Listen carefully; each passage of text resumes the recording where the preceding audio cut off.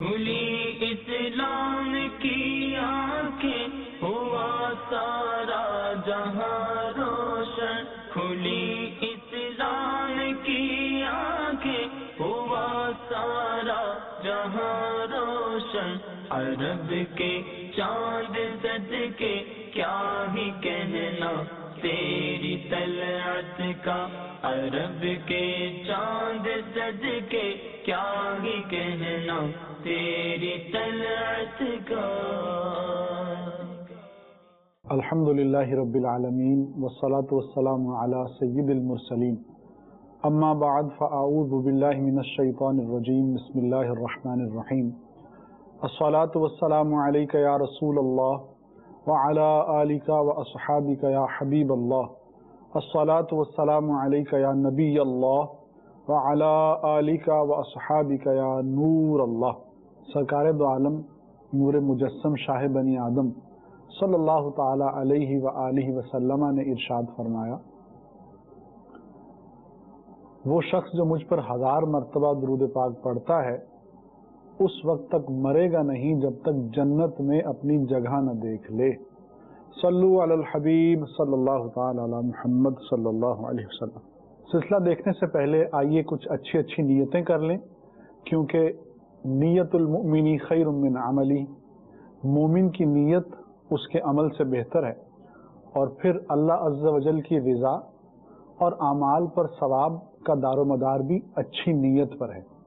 تو آئیے میں اور آپ مل کر سب سے پہلے یہ نیت کرتے ہیں کہ میں علم دین کے حصول کے لیے یہ سلسلہ دیکھوں گا، اور انشاءاللہ عز و جل دوسروں تک نیکی کی دعوت پہنچانے کی بھی کوشش کروں گا، اور انشاءاللہ عز و جل اس سلسلے میں جو کچھ سیکھوں گا نیکی کی دعوت کی صورت میں دوسروں تک پہنچانے کی کوشش کروں گا، اور انشاءاللہ عز و جل اس سلسلے کو اول سے آخر تک دیکھوں گا۔ حضرت سیدنا جابر رضی اللہ تعالیٰ عنہ سے روایت ہے، آپ فرماتے ہیں کہ ہم سرکار دو عالم صلی اللہ تعالی علیہ وسلم کے ساتھ ایک غزوے سے واپس آ رہے تھے۔ رستے میں جب رات کا وقت آیا تو وہ علاقہ پہاڑی تھا۔ آقا دو عالم صلی اللہ تعالی وسلم نے یہ فیصلہ فرمایا کہ ہم آج کی رات یہاں گزاریں گے۔ اس کے بعد حضور صلی اللہ علیہ وسلم نے اعلان فرمایا کہ مجھے 2 ایسے صحابہ چاہیے کہ جو رات کے وقت پہرے داری کا کام سر انجام دے سکیں۔ تو 2 صحابہ نے اپنے آپ کو سرکار دو عالم صلی اللہ تعالی علیہ وسلم کی مبارک بارگاہ میں پیش فرما دیا۔ حضور نے قبول فرمایا اور پہرے داری کی ذمہ داری انہیں سونپ دی گئی۔ میٹھے اسلامی بھائیوں، ان میں سے ایک کا تعلق انصار کے قبیلے سے تھا اور دوسرے مہاجرین میں سے تھے۔ دونوں صحابہ نے مشورہ کرنے کے بعد یہ فیصلہ کیا کہ باری باری دونوں جاگیں گے۔ چنانچہ انصاری صحابی رات کے پہلے آدھے حصے میں اور مہاجر صحابی نے رات کے دوسرے آدھے حصے میں جاگنے کا فیصلہ کیا۔ جب رات کا پہلا حصہ آیا اور انصاری صحابی پہرے پر موجود تھے تو جیسا کہ آپ کو معلوم ہے کہ صحابہ کے دلوں میں قرآن کی اور نماز کی بہت محبت ہوتی تھی، تو اس صحابی نے نماز شروع کر دی، نوافل پڑھنا شروع کر دیے۔ اتنے میں ایک دشمن جو ہے وہ پہاڑی کے عقب سے آیا اور اس نے دیکھا کہ رات کے اندھیرے میں کوئی شخص کھڑا ہے، تو اس نے تیر جو ہے وہ کمان میں ڈالا اور چلا دیا۔ اب وہ تیر سیدھا اس صحابی کے جسم میں پیوست ہو گیا، لیکن وہ صحابی اپنی جگہ سے ہلے نہیں بلکہ نماز پڑھتے رہے۔ پھر اس بدبخت دشمن نے دوسرا تیر چلایا، وہ بھی اس صحابی کے مبارک بدن میں پیوست ہو گیا، یہاں تک کہ تیسرا تیر اس نے چلایا اور وہ بھی صحابی کے بدن میں پیوست ہو گیا۔ میٹھے اسلامی بھائیوں، اس تیسرے تیر پر اس صحابی نے نماز کو مختصر کرتے ہوئے جلدی سے مکمل کیا اور اس سوئے ہوئے صحابی کو اٹھایا۔ اس صحابی رضی اللہ تعالیٰ عنہ نے جو سوئے ہوئے تھے جب سارا ماجرا دیکھا تو انہوں نے سب سے پہلے تیر نکالے اور انہوں نے کہا کہ جب آپ کو پہلا تیر لگا تھا تو آپ نے مجھے اس وقت کیوں نہیں جگایا تھا؟ اللہ اکبر! ان کا ایمان افروز جواب سنیے۔ وہ فرمانے لگے کہ میں نماز میں تھا اور میں سورہ کہف کی تلاوت کر رہا تھا، اور اگرچہ مجھے تیر لگ رہے تھے لیکن میرا دل سورہ کہف کو نامکمل چھوڑنے اور نماز کو نامکمل چھوڑنے پر نہیں کر رہا تھا. تو میں یہ چاہتا تھا کہ میں سورہ کہف کو بھی مکمل کر لوں اور نماز کو بھی مکمل کر لوں، لیکن جب مجھے تیسرا تیر لگا تو مجھے محسوس ہوا کہ شاید میں نماز بھی نہیں مکمل کر پاؤں گا، اور حضور صلی اللہ علیہ وسلم نے جو پہرے داری کی ذمہ داری میرے کاندھوں پر ڈالی ہے میں اسے بھی پورا نہیں کر سکوں گا. تو میں نے یہ سوچتے ہوئے تو آپ کو اٹھا دیا کہ کہیں ایسا نہ ہو کہ دشمن قریب آ جائے اور ہمارا نقصان ہو جائے. میٹھے اسلام بھائیو، اس خوبصورت واقعے سے ہمیں کیا سبق ملتا ہے؟ سب سے پہلی بات یہ کہ نماز کی محبت، صحابہ کی نماز سے محبت اور قرآن سے محبت. اس کے بعد جو مدنی پھول ہمیں چننا چاہیے اور جو مدنی پھول ہمیں سیکھنے کو ملا ہے وہ یہ ہے کہ ہمیں بھی نماز سے ایسی ہی محبت ہونی چاہیے. تو انشاءاللہ عز و جل آج کے اس خوبصورت سلسلے میں ہم نماز کے فضائل اور نماز سے متعلق دیگر مسائل کے حوالے سے مفتی صاحب سے گفتگو کریں گے. اور آپ جانتے ہیں ہمارے ساتھ اس سلسلے میں رئیس دارالفتہ اہل سنت مفتی محمد قاسم العطاری القادری تشریف فرما ہوتے ہیں. تو آئیے مفتی صاحب کی طرف چلتے ہیں اور مفتی صاحب سے سوالات پوچھتے ہیں. مفتی صاحب، اسلام میں ایمان کے بعد جو چیز سب سے زیادہ اہم ہے سمجھی جاتی ہے وہ نماز ہے، اور قرآن و حدیث میں بار بار نماز پر بہت زور دیا جاتا ہے، بہت تاکید کے ساتھ نماز کا امر کیا جاتا ہے. تو نماز میں ایسی کیا خاص بات ہے کہ اتنی تاکید کی جاتی ہے؟ اور ایک اور اس سے ملتا جلتا سوال کہ اگر کوئی شخص نماز میں سستی کاہلی کرتا ہے، نماز نہیں پڑھتا، تو اس کے بارے میں شریعت کیا کہتی ہے؟ بسم اللہ الرحمن الرحیم. اس بات میں تو کوئی شک نہیں کہ ایمان کے بعد سب سے افضل عمل نماز ہے. کئی احادیث کے اندر نبی پاک علیہ الصلوۃ والسلام سے یہ سوال کیا گیا کہ سب سے بہترین عمل کیا ہے، تو آپ نے اسی ترتیب سے بیان فرمایا کہ پہلے آپ نے ایمان کا تذکرہ کیا، پھر آپ نے نماز کو بیان فرمایا. اور نماز کا سب سے افضل عمل ہونا عام طور پر مسلمانوں کو معلوم ہوتا ہے. اب یہ سوال کہ یہ سب سے افضل کیوں ہے، اس میں بھی ایک بات بڑی واضح ہے کہ ہمیں بحیثیت مسلمان اس بات کا علم ہے کہ اللہ تعالیٰ نے ہمیں اپنی عبادت کے لیے پیدا کیا، ہمیں بھی اور جنوں کو بھی اپنی عبادت کے لیے پیدا کیا. جیسا کہ اللہ تعالیٰ نے ارشاد فرمایا وَمَا خَلَقْتُ الْجِنَّ وَالْإِنسَ إِلَّا لِيَعْبُدُونَ، اور میں نے جنوں اور انسانوں کو صرف اس لیے پیدا کیا کہ وہ میری عبادت کریں، میری بندگی کریں. اب چونکہ ہماری زندگی کا مقصد، ہماری تخلیق کا مقصد بندگی ہے، اب اس بندگی کی مختلف صورتیں بنیں گی. ان صورتوں میں نماز سب سے بہترین صورت ہے. یہ بہترین صورت کیوں ہے؟ اس کے پیچھے متعدد اسباب ہیں. ایک وجہ تو یہ ہے کہ آپ کو جیسے معلوم ہے کہ نماز 5 ٹائم پڑھتے ہیں، 5 مرتبہ ہم اللہ کی بارگاہ میں جاتے ہیں. ہمارا ایمان کیا؟ اللہ سے تعلق، اور اس تعلق کی تجدید نمازوں کے ذریعے ہوتی ہے اور کثرت کے ساتھ ہوتی ہے کہ ہم بار بار اپنے اس تعلق کا اظہار کرتے ہیں، بار بار اس تعلق کا اظہار کریں. صبح اٹھے جاتے ساتھ ہی اس تعلق کا اظہار کرتے، دوپہر کو پھر اللہ سے تعلق کا اظہار کرتی. اچھا، کاروبار میں بزی ہے، رش پڑا ہوا، پھر عصر کا ٹائم آ گیا، پھر جا کے تعلق کا اظہار کر کے آ گئے. مغرب کا وقت ہے، گھر واپس آنا ہے، کاروبار پہ ہیں، جاب پہ ہیں، پھر تعلق کا اظہار کر دیا. سونے سے پہلے پھر ایک مرتبہ اظہار کر دیا. تو اس میں بندے کا جو اللہ تعالیٰ سے تعلق ہے اس کا اظہار، اور وہ بھی عاجزی کے انتہائی اعلیٰ ترین طریقے سے اللہ کی بارگاہ میں کیا جاتا ہے. لہذا اس وجہ سے اس کی فضیلت بھی اتنی ہی زیادہ ہے. ایک بات. دوسری بات یہ ہے کہ بحیثیت مسلمان ہمیں سب سے زیادہ محبت اللہ تعالیٰ سے ہونی چاہیے، جیسا کہ قرآن پاک میں ہے والذین آمنوا اشد حبا للہ، اور ایمان والے سب سے بڑھ کر اللہ سے محبت کرتے ہیں.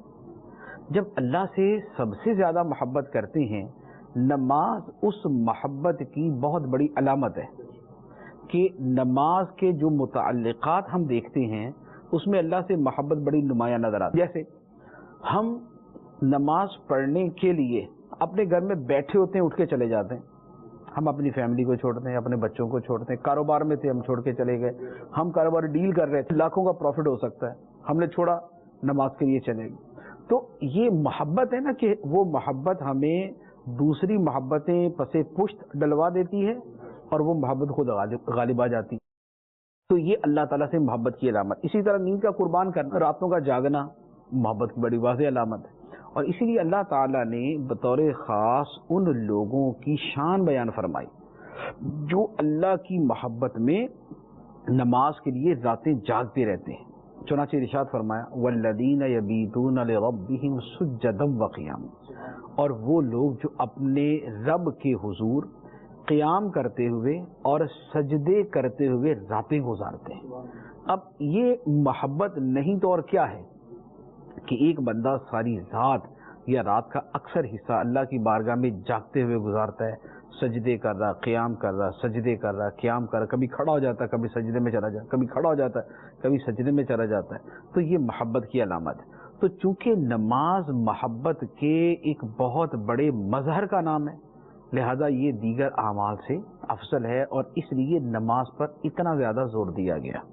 اچھا، تیسری بات یہ ہے کہ اللہ تعالیٰ کی ہمارے اوپر بے شمار نعمتیں، اتنی کہ ہم شمار نہیں کر سکتے۔ ہماری صبح و شام، دن رات، ہر گھڑی، ہر لمحہ، بہر صورت اللہ کی نعمت میں ہوتا ہے۔ ایک مصیبت بھی ہوتی ہے تو 1,00,000 نعمت اس وقت میں بھی ہم استعمال کر رہے ہوتے ہیں۔ جب نعمتیں اتنی ہیں تو شکر بھی اتنا ہونا چاہیے کہ ایک نعمت کے بدلے میں ایک شکر، تو لیکن اتنا زیادہ تو ہمارے بس میں نہیں ہے۔ تو ایٹ لیسٹ یہ ہے کہ ہم کم از کم کچھ تو تکرار کے ساتھ اس شکر کو ادا کریں۔ نماز کے اندر وہی تکرار ہے کہ نماز آپ 5 ٹائم پڑھتے ہیں، نوافل پڑھیں تو تعداد ڈبل ہو جائے گی، راتوں کو جاگیں گے تعداد مزید بڑھ جائے گی۔ تو گویا نماز کے ذریعے اللہ تعالیٰ کا شکر ہم ادا کرتے ہیں، اس لیے اس پر بطور خاص اتنی تاکید ہے چونکہ شکر الہی بندہ مومن کی زندگی کا حصہ ہونا چاہیے۔ لہٰذا نماز چونکہ اس شکر کی ادائیگی کا ایک بہت بڑا ذریعہ ہے۔ حج تو زندگی میں ایک مرتبہ کریں گے، روزے رمضان میں 30 دن رکھیں گے، زکوٰۃ صرف ایک مرتبہ دیں گے۔ تو یہ جو نماز کا فعل ہے یہ وہ ہے جو آپ کے اس شکر کی ادائیگی کو بار بار آپ سے کرواتا ہے۔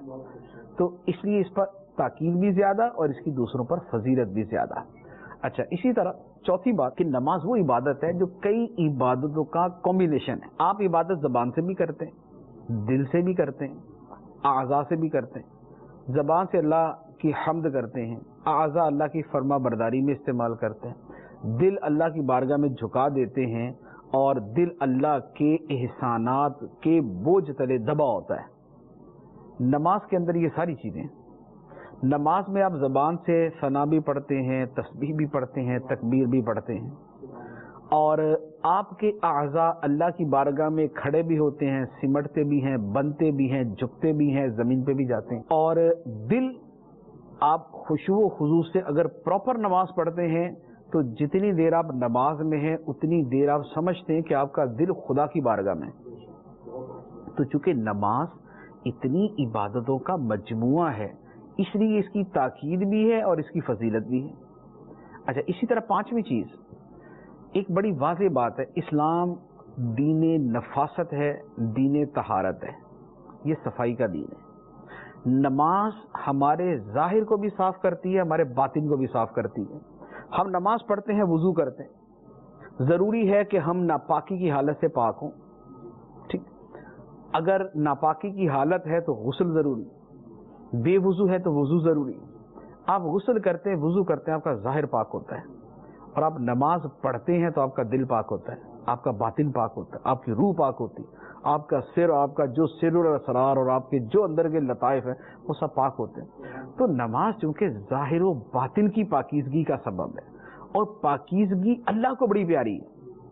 اللہ پاکیزہ لوگوں کو پسند فرماتا ہے، خود طیب ہے، طیب لوگوں کو پسند فرماتا ہے، پاک ہے، پاک لوگوں کو پسند فرماتا ہے، نظیف ہے، نظافت کو پسند فرماتا ہے۔ تو اس لیے نماز کے اوپر اتنی تاکید ہے کہ یہ اتنی ساری خوبیوں کی جامع ہے۔ اچھا مفتی صاحب، میں نے ایک اور بات پوچھی تھی کہ وعید کوئی جو نہیں پڑھتے ان کے لیے کیا؟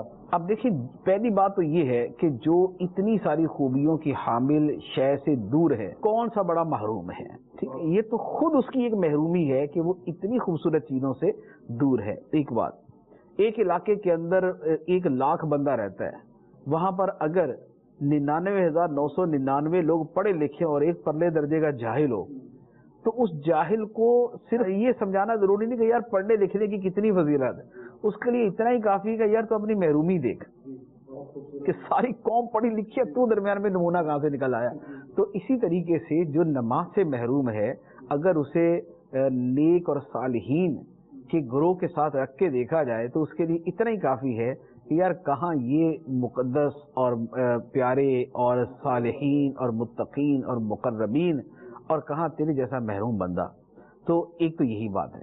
دوسری بات یہ ہے کہ چونکہ نماز فرض ہے، فرض کا ترک گناہ کبیرہ ہے، اور نماز اہم ترین فرض ہے، اس کا ترک جو ہے بدترین گناہ ہے. جس انٹینسٹی کے ساتھ فرضیت ہوگی، آن دا ادر ہینڈ اس کی جو اس کی مذمت ہوگی وہ بھی تو اتنی ہی زیادہ شدت کے ساتھ ہوگی نا. تو اب اس کی جتنی مذمت ہے اس کے بہت ساری آیات، بہت ساری احادیث ہے. ایک عرض کرتا ہوں، نبی پاک صلی اللہ تعالی علیہ وآلہ وسلم نے ارشاد فرمایا کہ جس نے ایک نماز جان بوجھ کے چھوڑی، اس کا نام جہنم کے اس دروازے پر لکھ دیا جائے گا جس سے وہ داخل جہنم ہوگا.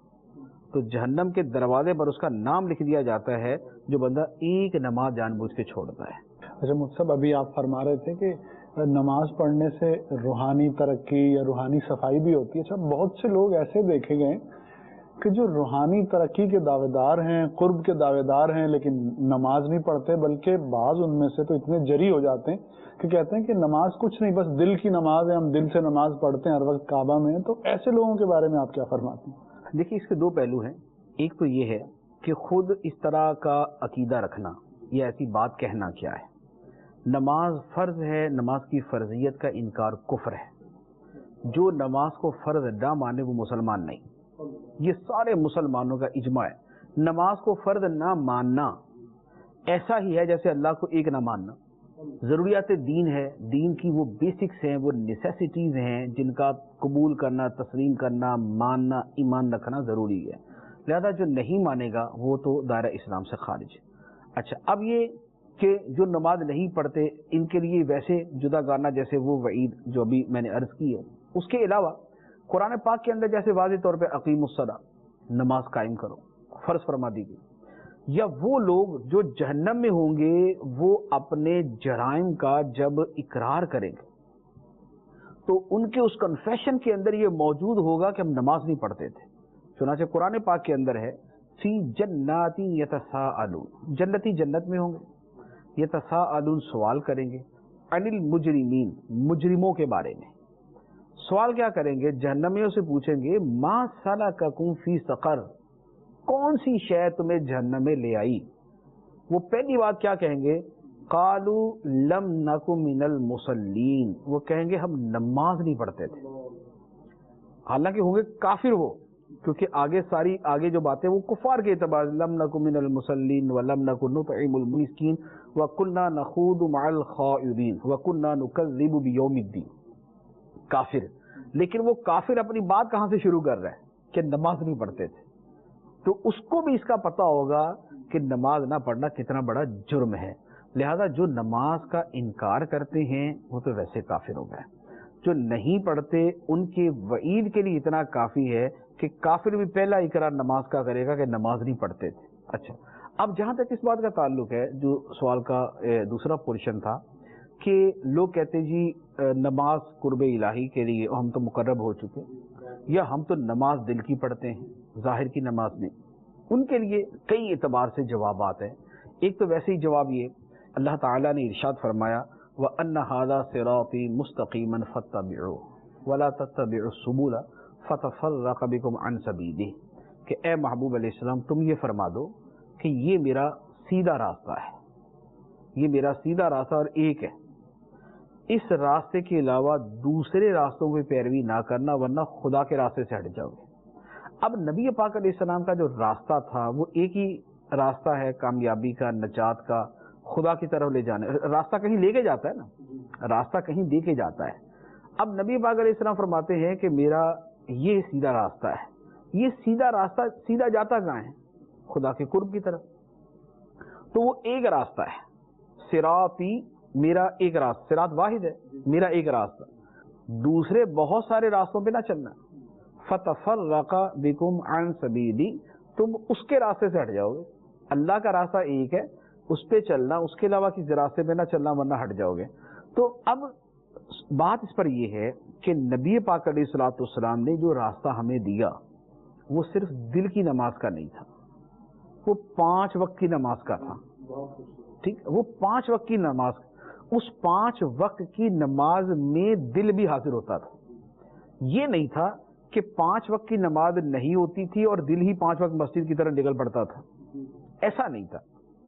تو یہ کوئی ایسی نماز نہیں ہے. دل کی نماز بغیر اعضاء کی نماز کے نماز نہیں، دل کی نماز اعضاء کی نماز کے ساتھ آتی ہے. نبی پاک علیہ الصلوۃ والسلام نے فرمایا کہ اللہ تعالیٰ فرماتا ہے ما من شیء احب الی مما افترضته علیہ، میرے نزدیک جو سب سے محبوب ترین چیز ہے وہ ہے جو میں نے اپنے بندے پر فرض کر دی. جو میں نے بندے پر فرض کی ہے اس سے بڑھ کر کوئی شے میرے نزدیک محبوب نہیں. جو سب سے پیاری چیز اللہ کے نزدیک ہے وہ اس کی فرض کردہ چیزیں. یہ نہیں ہے کہ اللہ کو پیارے تو مستحب سے کر دی اس نے فرض دوسری چیزیں، ایسا نہیں.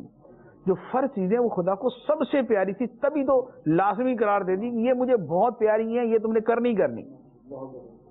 تو اب اللہ تعالیٰ نے جو فرض کیے ہے وہ پوری امت کا اس پر اجماع ہے، وہ قرآن و حدیث سے پتہ ہے کہ وہ 5 نمازیں ہیں. لہٰذا اللہ تعالیٰ کی محبوب ترین شے کے بغیر جو کہے کہ میں خدا کے قریب پہنچ جاؤں گا تو لازمی بات ہے کہ وہ قرآن و حدیث کی روح سے ہی جھوٹا ہے. تو لہٰذا اللہ تعالیٰ تک پہنچنے کا راستہ نبی پاک علیہ الصلوۃ والسلام کی اتباع میں ہے، اور وہ اتباع 5 نمازیں پڑھنے کی صورت میں ہے، ان کو ترک کرنے کی صورت میں نہیں. مصعب، بعض کا یہ دیکھا گیا ہے کہ بعض لوگ خود تو بڑے نمازی پرہیزی ہوتے ہیں لیکن اپنے گھر کے حوالے سے بڑے غافل ہوتے ہیں، گھر والوں کو وہ نیکی کی دعوت یعنی نماز کی دعوت نہیں دیتے. تو ایسے لوگوں کے بارے میں آپ کیا فرماتے ہیں؟ دیکھیں، ہمارے اوپر 2 ذمہ داریاں ہیں. ایک ہے قرآن پاک کے اندر ہی بلکہ وہ 2 ذمہ داریاں بیان فرمائی گئی ہیں. اللہ تعالیٰ نے ارشاد فرمایا یا ایھا الذین آمنوا قوا انفسکم واہلیکم نارا، اے ایمان والو بچاؤ جہنم کی آگ سے اپنے آپ کو اور اپنے گھر والوں کو. اپنے آپ کو بھی بچانے کا حکم ہے، اپنے گھر والوں کو بھی بچانے کا حکم ہے. اب ہم نماز پڑھیں گے تو ہم بچیں گے، ہمارے گھر والے نماز پڑھیں گے تو وہ بچیں گے. تو اب ان کو نماز کی طرف لے کر آنا یہ بھی ہماری ذمہ داری ہے. تو یہ آیت مبارکہ، پہلے تو یہ آیت مبارکہ ہی بڑی صراحت کے ساتھ اس پر دلالت کرتی ہے. اچھا، دوسری آیت مبارکہ اللہ تعالیٰ نے ارشاد فرمایا بطور خاص وہ نماز ہی کے بارے میں، وَأْمُرْ أَهْلَكَ بِالصَّلَاةِ وَاصْطَبِرْ عَلَيْهَا، اور نماز کا اپنے گھر والوں کو حکم دو اور خود بھی اس پر کاربند رہو، خود بھی اس پر ڈٹے رہو. اب اس آیت کی اگر تھوڑی سی ترتیب پر آپ غور کریں تو اس میں اپنی نماز ہے اور گھر والوں کو کہنے کا ہے، لیکن پہلے کیا ہے؟ وَأْمُرْ أَهْلَكَ بِالصَّلَاةِ، پہلے یہ ہے اپنے گھر والوں کو نماز کا حکم دو، وَاصْطَبِرْ عَلَيْهَا، اور خود بھی ڈٹے رہو. تو اصل تو بندے پر اپنی نماز فرض ہے، لیکن اللہ تعالیٰ کی یہ شان ہے کہ کسی بات کی اہمیت سمجھانے کے لیے وہ قرآن پاک کو اس انداز کے اندر نازل فرماتا ہے.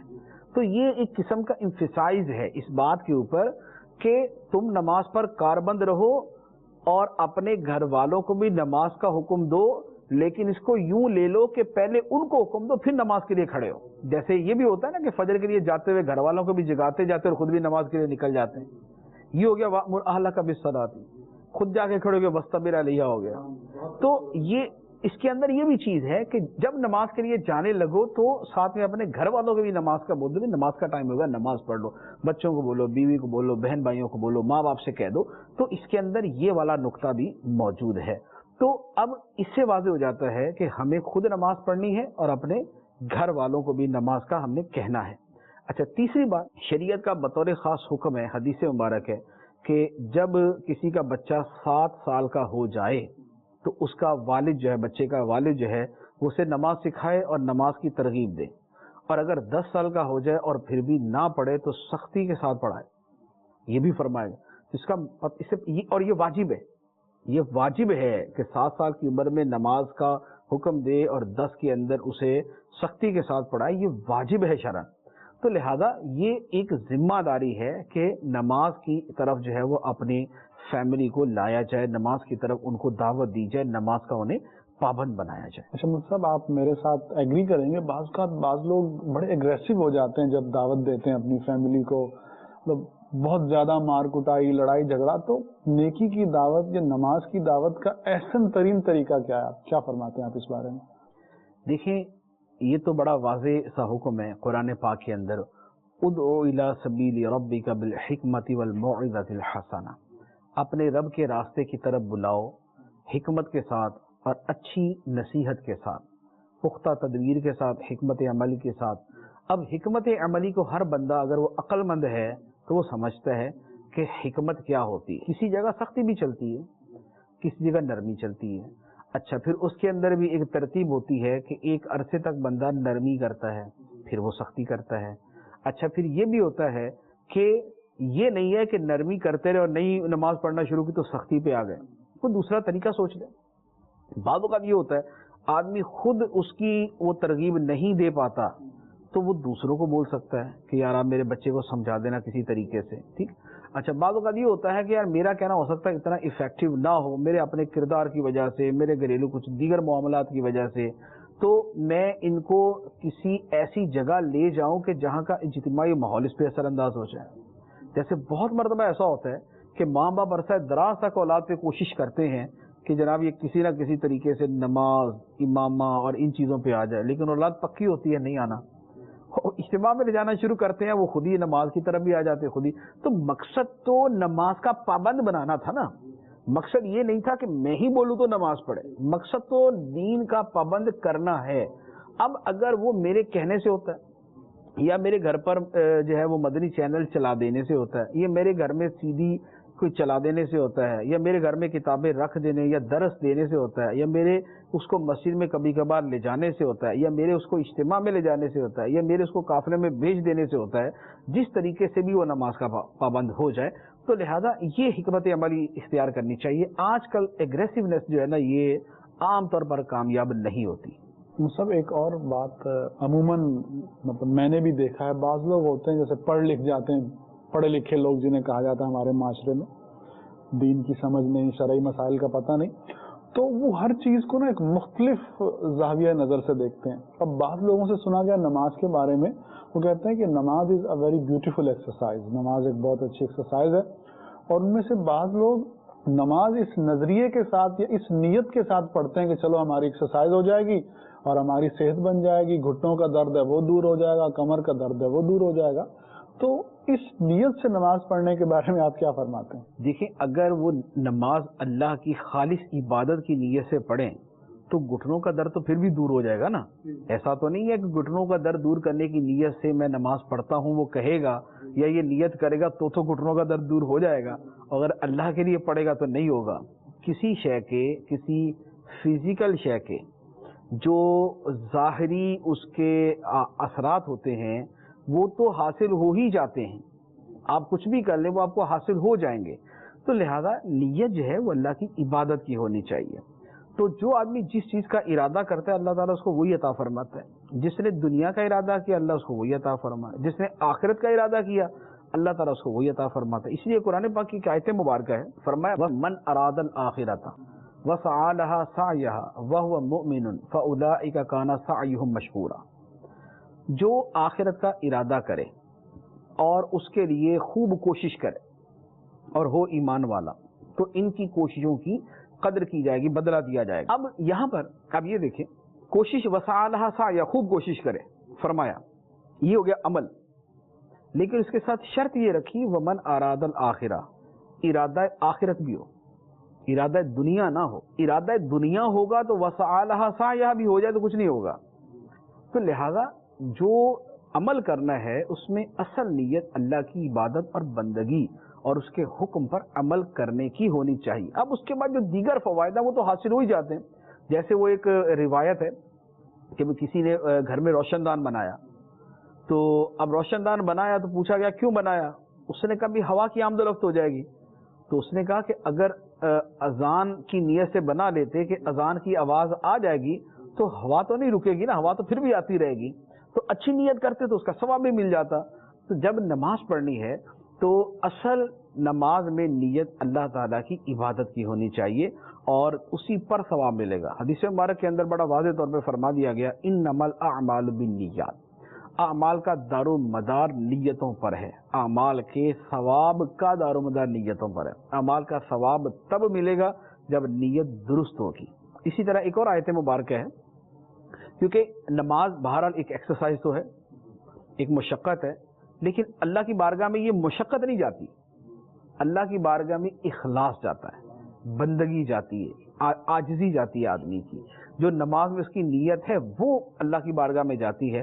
قرآن پاک میں جگہ اللہ تعالیٰ نے قربانی کے بارے میں فرمایا، ہم قربانی کرتے ہیں، ذبح کرتے ہیں، خون نکلتا ہے، جانور کاٹ دیا، گوشت حاصل کیا، کھال، اللہ تعالیٰ نے فرمایا لن ینال اللہ لحومها ولا دماؤها، اللہ کی بارگاہ میں ان جانوروں کا گوشت اور ان کا خون نہیں پہنچتا، وَلَكِنْ يَنَالُهُ التَّقْوَى مِنْكُمْ، لیکن یہ تمہارا تقوی ہوتا ہے جو خدا کی بارگاہ میں پہنچ جاتا ہے۔ تو اخلاص، نیت، تقوی، یہاں تقوی بھی اسی اخلاص کی میننگ کے اندر ہے، یہ اللہ کی بارگاہ میں جاتا ہے۔ تو جیسے جانور کا گوشت اور خون اللہ کی بارگاہ میں نہیں جاتا، نیت کے آتی کرنے کے اندر وہ اللہ کی بارگاہ میں جاتی ہے، اسی طرح نماز کا معاملہ۔ ایکسرسائز جو ہم کریں گے تو ایکسرسائز اپنی جگہ ہوتی رہے گی، لیکن اللہ کی بارگاہ میں یہ چیز نہیں جاتی، یہ اللہ کی بارگاہ میں جاتی ہے نیت کے کور کے اندر۔ نیت موجود ہے تو پھر یہ مقبول ہے، نیت نہیں ہے تو پھر یہ ایکسرسائز یا پھر یہ ادھر کی ادھر رہ جائے گی۔ ایسے بلکہ ایک حدیث مبارک بھی ہے اس طرح کی کہ بہت سے لوگ ہیں جن کو نماز کے اندر سوائے مشقت کے کچھ نہیں ملتا، اور بہت سے لوگ ہیں جن کو روزے میں بھوک کے سوا کچھ نہیں ملتا۔ روزہ رکھا، نیت کوئی اور اس کے منافی ہے، یا عمل اس کے اندر کچھ اور منافی کر دیا، نماز پڑھی نیت اس کے منافی ہے، یا نماز کے اندر عمل اس کے منافی ہے، تو فرمایا کہ رات جاگنے والے ہیں جنہیں رات جاگنے میں سوائے مشقت کے کچھ نہیں ملتا، اور روزہ رکھنے والے ہیں جن کو بھوک پیاس کے سوا کچھ نہیں ملتا۔ تو لہذا نیت درست ہونی چاہیے، باقی جو طبی فوائد ہیں، جو جسمانی فوائد ہیں، وہ تو حاصل ہو ہی جاتے ہیں۔ اچھا مفتی صاحب، ایک بات میں پوچھنا چاہوں گا، اور دیکھا بھی ہوگا الحمدللہ دعوت اسلامی کی برکت سے بہت سے لوگ توبہ کرتے ہیں، پھر وہ نماز کی طرف آتے ہیں، نماز کی پابندی کرتے ہیں، لیکن چونکہ بڑی عمر میں آتے ہیں تو ان میں سے بہت سے ایسے ہوتے ہیں جنہیں نماز صحیح طریقے سے نہیں آتی، صحیح طریقے سے قرآن نہیں پڑھ سکتے، نماز کا صحیح طریقہ نہیں معلوم۔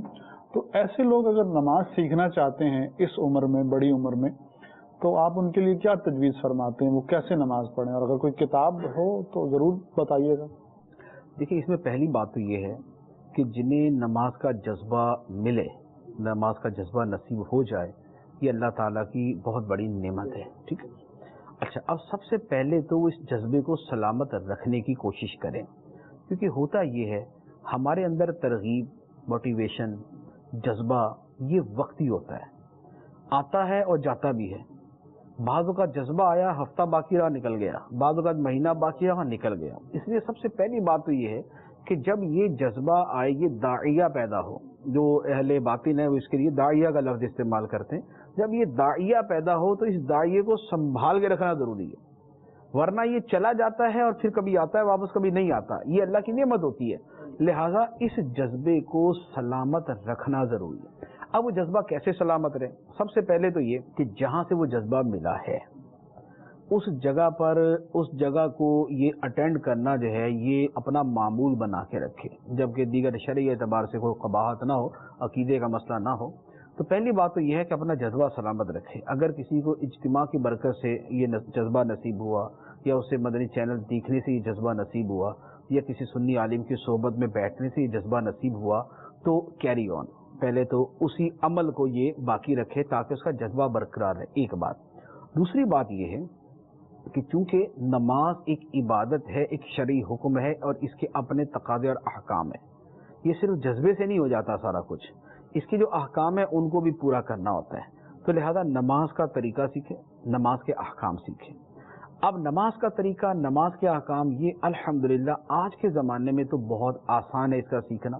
پہلے مشکل ہو سکتی ہے کہ ہوتی ہو، اس وقت بھی خیر ائمہ مساجد تعاون کرتے تھے، سکھاتے تھے، لیکن اب تو الحمدللہ دعوت اسلامی کے ماحول میں مدرسۃ المدینہ برائے بالغان بطور خاص اس کام کے لیے کہ جو قرآن، نماز اور نماز کے احکام سکھانا. دوسرے نمبر پہ مدنی قافلوں کا جو مین فوکس اور ان کا جو جدول ہے، اس جدول کے اندر وضو، غسل، نماز کا طریقہ عملی اور جو اس میں پڑھا جاتا ہے وہ سکھانا اس کے اندر بہت زیادہ پایا جاتا ہے. دوسری بات یہ. اچھا، تیسرا یہ ہے کہ مستقل جو ہے بہرحال وہ مدنی چینل دیکھتا رہے، اگرچہ اس پر نماز کا بیان نہ بھی ہو، لیکن اس کا جو لنک ایک روحانی اور ایک عبادت کے ساتھ ہے وہ مینٹین رہے گا، وہ باقی رہے گا. لہذا یہ ضرور وہ کرتا رہے. اچھا، اس کے ساتھ اب اور بہت ساری دیگر چیزیں بھی ہیں. جیسے مثال کے طور پہ اگر کسی کے لیے آسانی ہو تو مدنی تربیتی کورس ہے، وہ ہے ہی ان چیزوں کے حوالے سے کہ یہ چیزیں سیکھی، نماز ہے، دیگر اس میں شرعی احکام ہے، وہ سکھائے جاتے ہیں. اچھا، اسی طرح اجتماع میں جاتا ہے، اجتماع میں کچھ سیکھنے کو بھی ملتا ہے اور ساتھ میں جذبہ بھی ملتا ہے. تو اس طرح کے جتنے بھی مینز ہیں وہ استعمال کرے، ان کو اختیار کرے تاکہ اس کی نماز کا جذبہ بھی باقی رہے اور وہ اس کی نماز درست بھی ہو اور اسے نماز کے احکام کا بھی پتہ ہو. ایک چیز میں ایڈ کرنا چاہوں گا کہ دعوت اسلامی میں آپ کو صرف نماز پڑھنا نہیں سکھاتے، بلکہ ماشاءاللہ ایسے ایسے کورسز ہیں کہ جس میں آپ دوسروں کو نماز پڑھانے والے بن جاتے ہیں. امامت کورس ہے تو اس میں اسلامی بھائی آتے ہیں، امامت کورس میں شرکت رہتی ہے، اور اس کے بعد جب وہ اس امامت کورس سے مطلب مکمل کرنے کے بعد جاتے ہیں تو وہ امام بن جاتے ہیں، مسجدوں میں امام بن جاتے ہیں، دوسروں کو نماز سکھاتے ہیں، امامت کرتے ہیں اور نیکی کی دعوت دیتے ہیں. اچھا مفتی صاحب، ایک اور چیز میں پوچھنا چاہوں گا. عموماً سنا گیا کہ بعض لوگ ہیں انہیں نماز میں نا مختلف وسوسے آتے ہیں، تو وسوسے آتے ہیں، اب ان کا مطلب رویہ یا ان کا رسپانس کیسا ہوتا ہے؟ وہ یہ کہتے ہیں کہ مجھے ایسے لگ رہا ہے کہ ان وسوسوں کی وجہ سے میری نماز قبول نہیں ہوگی، تو وہ نماز پڑھنا ہی چھوڑ دیتے ہیں. تو میں یہ پوچھنا چاہوں گا کہ کیا کوئی شخص اس بات کا حکم لگا سکتا ہے کہ میری نماز قبول نہیں ہوگی؟ اور اچھا پھر وسوسوں کے حوالے سے بھی اگر کوئی ہو طریقہ کہ کیسے وسوسوں سے نجات حاصل کی جائے تو ضرور ارشاد فرمائیے. جو شخص نماز پڑھتا ہے اور اسے وسوسے آتے ہیں، اگر وہ اس وجہ سے نماز چھوڑ دے کہ چونکہ مجھے نماز میں وسوسے آتے ہیں، خشوع و خضوع حاصل نہیں ہوتا، اس لیے میں نماز ہی نہیں پڑھوں گا، تو اب یہاں پر آپ اس آدمی کی دونوں حالتوں کو دیکھ لیں، یا آپ یہ دو آدمیوں کے اوپر اسے منطبق کر کے دیکھیں. ایک بندہ نماز پڑھتا تھا اور اسے خشوع و خضوع حاصل نہیں ہوتا تھا اور پھر اس نے نماز پڑھنا ہی چھوڑ دیا. اب اس کی دو حالت ہے، ایک وہ تھا کہ نماز پڑھتا تھا، خشوع نہیں تھا، ایک یہ ہے کہ نماز ہی نہیں پڑھتا. تو دونوں میں سے بہتر حالت کون سی ہے؟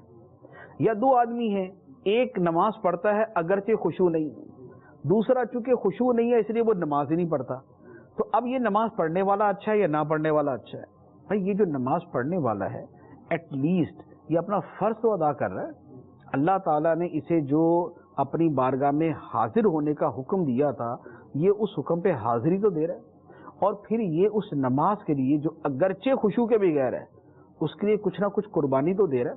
ایک آدمی فجر کی نماز میں اس نے اپنا بستر چھوڑا، گرم بستر، نیند اس کی ابھی 4 گھنٹے کی ہوئی ہے، رات وہ 1 بجے سویا، صبح 5 بجے فجر کے لیے اٹھ گیا، تو یہ جو اس نے قربانی دی ہے یہ کس کھاتے میں گئی؟ اس کی کوئی اہمیت نہیں ہے. ایک آدمی ظہر کے وقت میں ایک نے تو خشوع کا بہانہ کر کے جناب کاروبار میں لگا رہا، دوسرا اپنی اچھی بڑی کاروباری ڈیل اور اپنا کسٹمر اور اپنا سب کچھ رش وش چھوڑ کے وہ نماز کے لیے نکل آیا. اگرچہ نماز کے اندر دھیان اس کا ادھر ہی رہا، لیکن وہ جو چھوڑ کے آیا سارا کچھ، وہ جو اللہ کے لیے قربانی دی ہے، تو کیا اللہ تعالیٰ اس کو رائیگاں کر دے گا؟ ایک آدمی رات کو وہ بھی اپنی فیملی کے ساتھ بڑے مزے میں بیٹھ سکتا ہے، گپیں شپیں یہ وہ سب کچھ کر سکتا ہے، انجوائمنٹ کرے، لیکن اس نے سب کو کہا بھائی ٹھہرو میں نماز پڑھ کے آیا. دوسرا بیٹھا ہوا آرام سے، وہ کہہ رہے جی خشوع نہیں ہے. یہ کہتے ہیں یار خشوع تو میرے پاس بھی نہیں ہے، لیکن بہرحال اللہ کا حکم ہے نماز پڑھنی ہے مجھے. تو بتائیے کہ ان دو بندوں میں کون سا بہتر ہے؟ تو جو ہر حالت میں نماز پڑھنے والا ہے.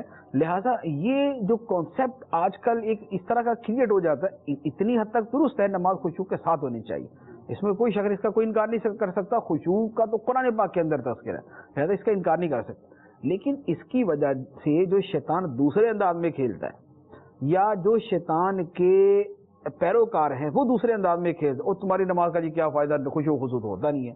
تمہاری نماز کا کیا فائدہ، حرام تو تم کھا رہے ہو، تمہاری نماز کا کیا فائدہ، فلاں گناہ کے اندر تم ملوث ہو۔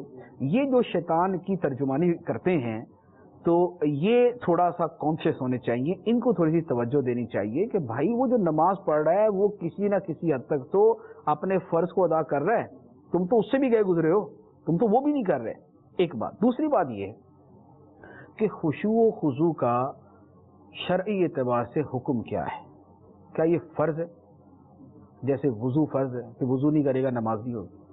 اگر تو خشوع و خضوع فرض ہے تو پھر ہم اس حد پہ جا کے بات کریں گے، اور پھر بھی ہم اور انداز میں بات کریں گے، پھر بھی یہ نہیں کہیں گے نماز چھوڑ دے، ٹھیک۔ لیکن مسئلہ یہ ہے کہ خشوع و خضوع فرض نہیں ہے، مستحب ہے، کیونکہ بندہ اپنے ظاہر کو تو چیزوں کا پابند کر سکتا ہے، اپنے دل کے خیالات تو اس کے بھی قابو میں نہیں ہوتے، اور اللہ بندے کو اس شے کا حکم دیتا ہے جو اس کی قدرت میں ہے، لہذا اپنے خیالات جتنی قدرت میں ہیں اتنی حد تک کوشش کر لے، اس کے بعد جانے دے معاملہ۔ ایک مستحب عمل ہے، اس مستحب کی خاطر فرض کیوں چھوڑے؟ تو لہذا یہ دوسری اس کے اندر پہلو ہے کہ خشوع مستحب ہے، اگر نہیں بھی ہوا تو اس کا فرض ادا ہو جائے گا۔ تیسری بات یہ ہے کہ ایک آدمی نماز پڑھتا ہے، خشوع نہیں ہے، بھئی آج نہیں ہے نا، کل ہو جائے گا، کل نہیں ہے پرسوں ہو جائے گا، پرسوں نہیں ہے تو نماز کا عادی ہے، کسی دن اس کو کوئی صدمہ آیا، کوئی پیارا کو دنیا سے چلا گیا، اب دل پہ چوٹ لگی تو خشوع بھی آ جائے گا۔ لیکن دوسرے کا تو ابھی پہلا مرحلہ شروع ہوگا نا کہ اس کو چوٹ لگی تو وہ نماز پہ ہی آئے گا، خشوع پہ نہیں آئے گا۔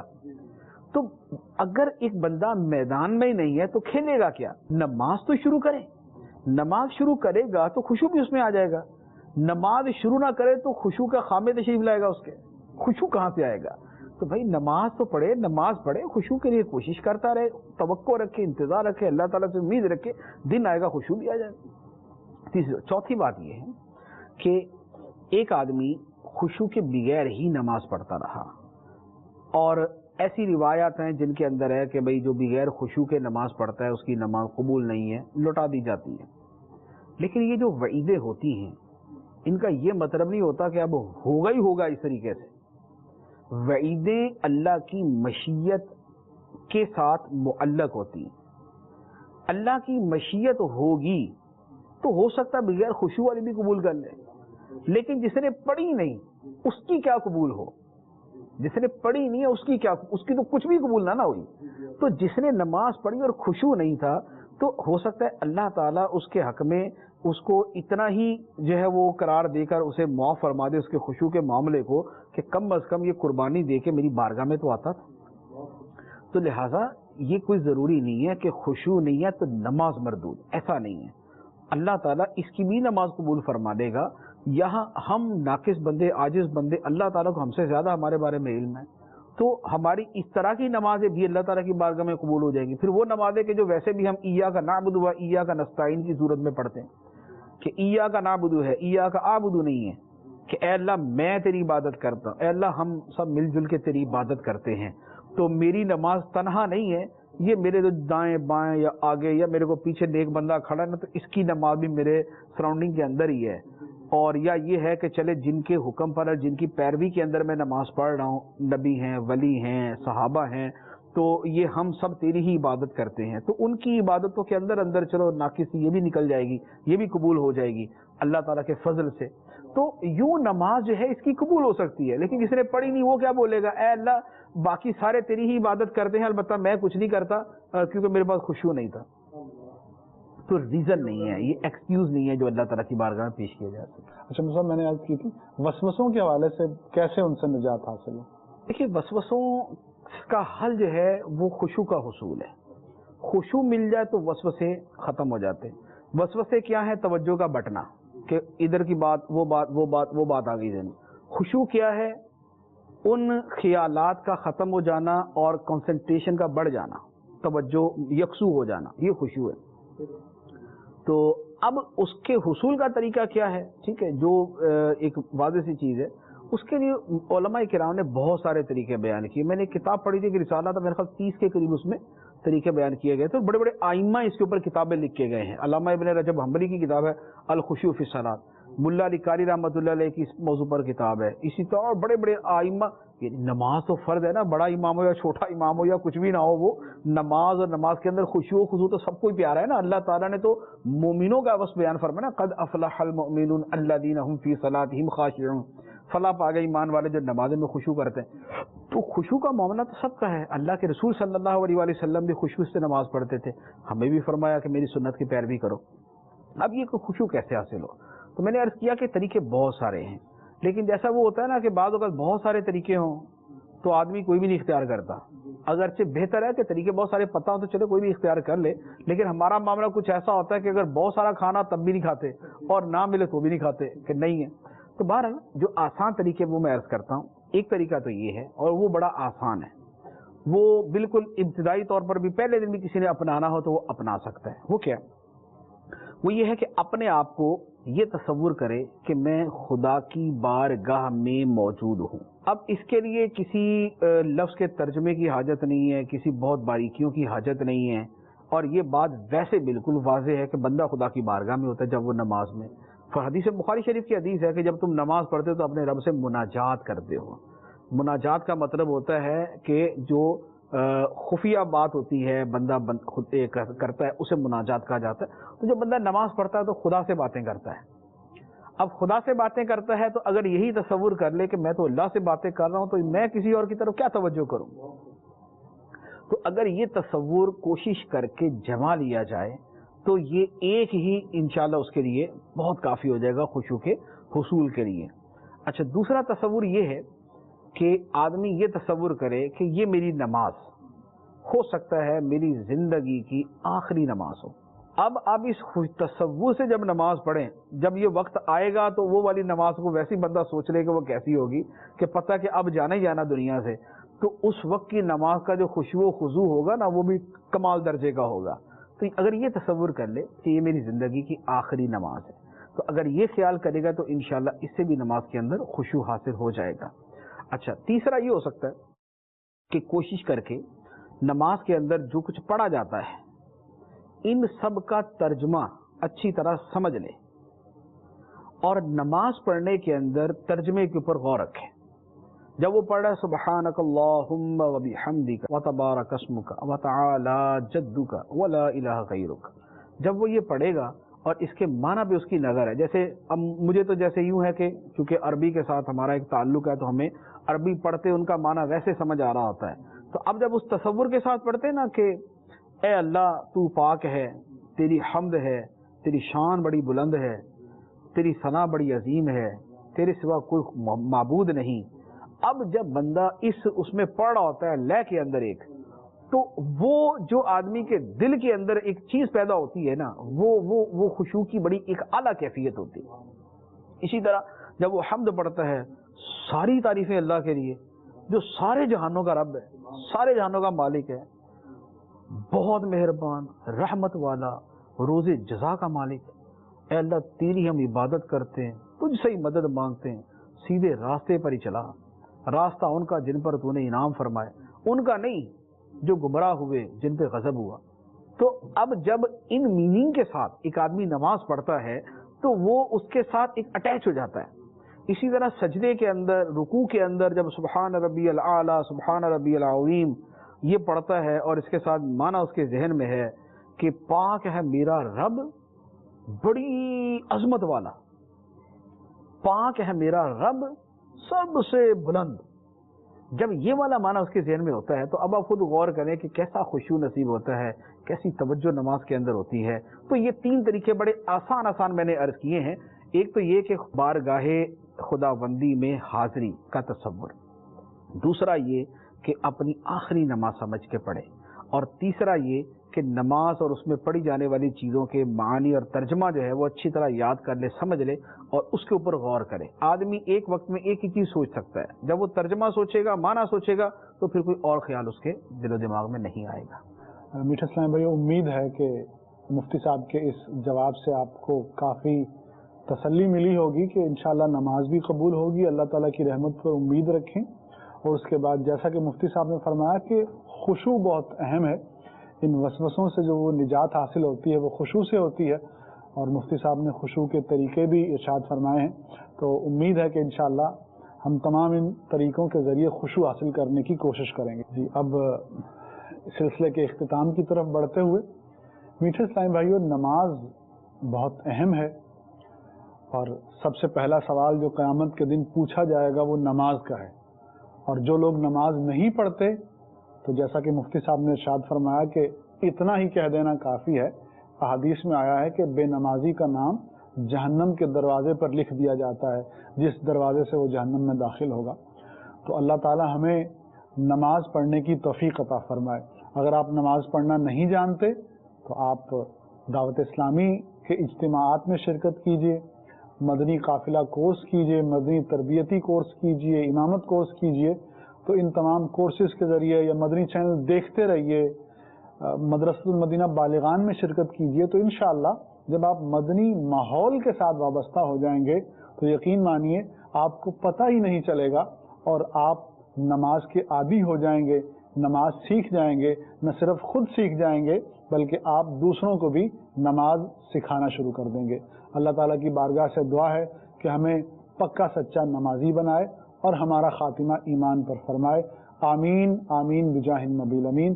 صلو علی الحبیب صلی اللہ تعالی علی محمد صلی اللہ علیہ وسلم. کھلی اسلام کی آنکھیں ہوا سارا جہاں روشن، کھلی اسلام کی آنکھیں ہوا سارا جہاں روشن. عرب کے چاند صدقے کیا ہی کہنا تیری طلعت کا، عرب کے چاند صدقے کیا ہی کہنا تیری طلعت کا.